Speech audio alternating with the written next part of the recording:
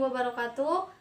Kami dari kelompok 1 ingin mempresentasikan hasil kerja kelompok kami yang berjudul Definisi Ruang Lingkup dan Sejarah Perkembangan Tasawuf. Sebelumnya, izinkan saya untuk memperkenalkan diri. Perkenalkan, nama saya Novalia Romayanti, kemudian ada Selvi Depani Putri dan Putri Oktavia Sari sebagai rekan kelompok kami. Di sini saya sebagai moderator dan pembaca materi pertama, lalu dilanjutkan oleh Saudari Selvi Depani Putri sebagai pembaca materi kedua, dan terakhir akan dilanjutkan oleh Saudari Putri Oktavia Sari. Definisi tasawuf. Tasawuf secara sederhana dapat diartikan sebagai usaha untuk menyucikan hati sesuci mungkin dengan usaha mendekatkan diri kepada Allah, sehingga kehadirannya senantiasa dirasakan secara sadar dalam kehidupan. Ibnu Khaldun pernah menyatakan bahwa tasawuf para sahabat bukanlah pola ketasyawufan yang menghendaki kashful hijab, tersingkapnya tabihir antara Tuhan dengan makhluk, atau hal-hal sejenisnya yang diburu oleh para sufi di masa sesudahnya. Definisi tasawuf secara etimologi atau bahasa. 1. Tasawuf berasal dari kata sufah, yaitu sebutan bagi orang-orang yang hidup di sebuah gubuk yang dibangun oleh Rasulullah SAW di sekitar Masjid Madinah. Mereka ikut Nabi saat hijrah dari Mekah ke Madinah. Mereka hijrah dengan meninggalkan harta benda, mereka hidup miskin.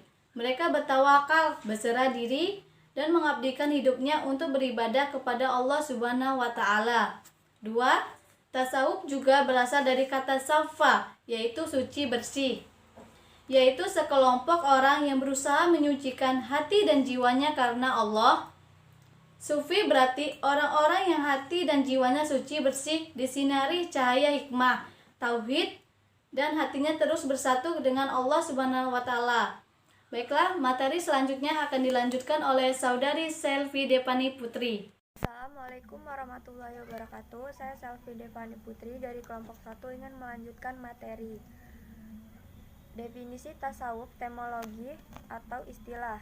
Imam Junaidi al-Baghdadi berpendapat, tasawuf adalah membersihkan hati dari yang selain Allah, berjuang memadamkan semua ajakan yang berasal dari hawa nafsu, mementingkan kehidupan yang lebih kekal, menyebarkan nasihat kepada umat manusia, dan mengikuti contoh Rasulullah SAW dalam segala hal.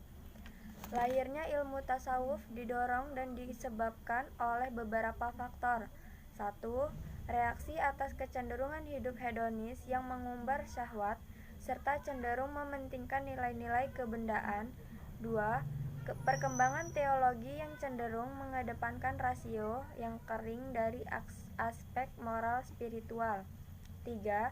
Katalisator yang sejuk dari realitas umat yang secara politis maupun teologis didominasi oleh nalar kekerasan, penipuan, dan memperturutkan hawa nafsu. Ruang lingkup tasawuf. Tasawuf adalah nama lain dari mistisme dalam Islam. Di kalangan orientalis barat dikenal dengan sebutan sufisme. Kata sufisme merupakan istilah khusus mistisme Islam, sehingga kata sufisme tidak ada pada mistisme agama-agama lain. Tasawuf bertujuan untuk memperoleh suatu hubungan khusus langsung dari Tuhan. Hubungan yang dimaksud mempunyai makna dengan penuh kesadaran bahwa manusia sedang berada di hadirat Tuhan. Tasawuf atau mistisme Islam adalah suatu ilmu yang mempelajari suatu cara bagaimana seseorang dapat mudah berada di hadirat Allah Subhanahu wa Ta'ala atau Tuhan.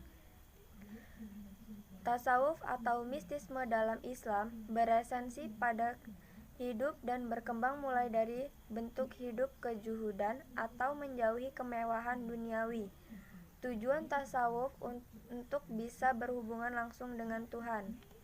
Dengan demikian, maka tampaklah jelas bahwa ruang lingkup ilmu tasawuf itu adalah hal-hal yang berkenaan dengan upaya-upaya atau cara-cara untuk mendekatkan diri kepada Tuhan yang bertujuan untuk memperoleh suatu hubungan khusus secara langsung dari Tuhan. Sekian, terima kasih. Materi selanjutnya akan dilanjutkan oleh Putri Oktavia Sari. Assalamualaikum warahmatullahi wabarakatuh. Nama saya Putri Oktavia Sari. Saya akan melanjutkan materi mengenai sejarah perkembangan tasawuf. Istilah sufi baru muncul ke permukaan pada abad kedua Hijriah. Sebelum itu, kaum muslimin dalam kurun awal Islam sampai abad pertama Hijriah belum mengenal istilah tersebut. Namun, bentuk alamiah para sufi itu tentu sudah ada sejak dari awal kelahiran Islam yang dibawa oleh Rasulullah Muhammad SAW, bahkan sejak manusia diciptakan. Sejarah historis, ajaran tasawuf mengalami perkembangan yang sangat pesat, berawal dari upaya meniru pola kehidupan Rasulullah SAW, baik sebelum menjadi nabi dan terutama setelah beliau bertugas menjadi nabi dan rasul. Perilaku dan kepribadian Nabi Muhammadlah yang dijadikan teladan utama bagi para sahabat yang kemudian berkembang menjadi doktrin yang bersifat konseptual.